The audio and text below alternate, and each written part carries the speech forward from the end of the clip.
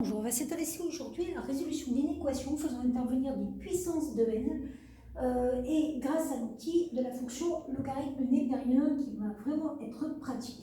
Alors juste pour voir un petit peu si ça paraît cohérent, il faut vous rappeler que quand vous avez une suite géométrique de raison q égale 2, la limite de cette suite géométrique va tendre vers plus l'infini. En gros, ça c'est une expression qui va tendre vers plus l'infini puisqu'on multiplie par 5.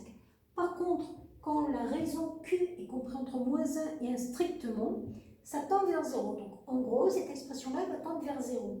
Donc c'est assez logique de chercher au bout de combien de temps ça va être plus grand que 1000 ici, puisque ça tend vers l'infini, et plus petit que 0, 0 ici, puisque ça tend vers 0. Donc ça, quand on avait fait le chapitre sur les suites en première, on ne pouvait pas trouver exactement la valeur de n, il fallait prendre sa calculatrice avec un tableur pour conjecturer la valeur de n. Et grâce à la fonction ln, on va pouvoir maintenant trouver exactement à partir de quel moment ces inégalités sont respectées. Donc si on veut résoudre ça, on va déjà se débrouiller pour isoler 2 puissance n ici et 0,5 puissance n ici. On arrive à 2 puissance n supérieur ou égal à 1000 divisé par 5. Ça veut dire 2 puissance n supérieur ou égal à 200.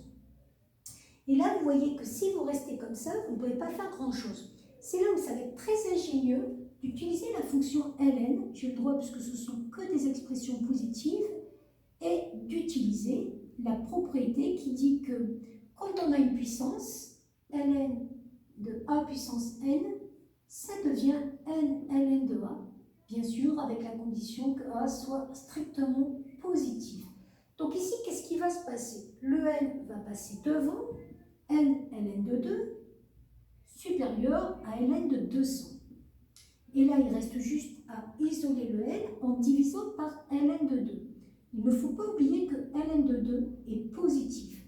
Donc, quand vous allez diviser par ln de 2, ça ne va pas changer le sens de l'inégalité.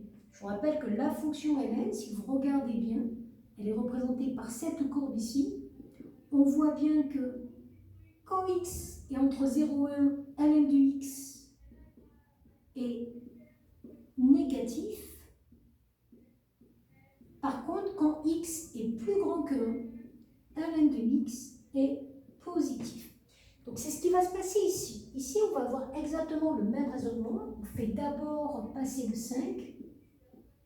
Ok, donc ça va donner ça, divisé par 5. On fait le calcul. Ça donne 0,002, si je ne me trompe pas. Ok, et donc après, on va passer à ln. Ok, donc ça va faire... Et là, vous voyez que quand vous allez diviser, vous allez changer le sens de l'inégalité parce que le ln de 0,5, cette fois-ci, est négatif. Comme je vous ai dit tout à l'heure, lorsque le x est compris entre 0 et 1, le ln, l'image, va être négative. Donc ça change le sens de l'inégalité. Il ne vous reste plus qu'à calculer combien font ces deux nombres et si vous cherchez des entiers, à prendre la valeur de l'entier qui correspond. Donc ln de 200 divisé par ln de 2, j'obtiens pour le premier entier, donc 7,6. Ça veut dire que si vous cherchez un entier, ça sera donc à partir de 8. C'est assez cohérent. N à partir de 8 est plus grand que 8. On aura cette expression qui est vérifiée, cette inégalité qui est vérifiée. Pour la deuxième, j'ai donc ln de 0,02 qui est négatif, mais qui va être divisé par ln de 0,5 qui est négatif. Donc vous allez tomber sur un nombre positif.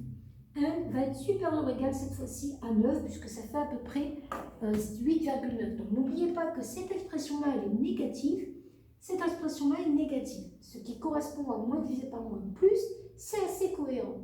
Donc si vous aviez utilisé un tableur, vous auriez vu qu'à partir du rang 9, on avait bien cette inégalité qui était respectée. Et à partir du rang 8 ici, cette inégalité est respectée. Voilà.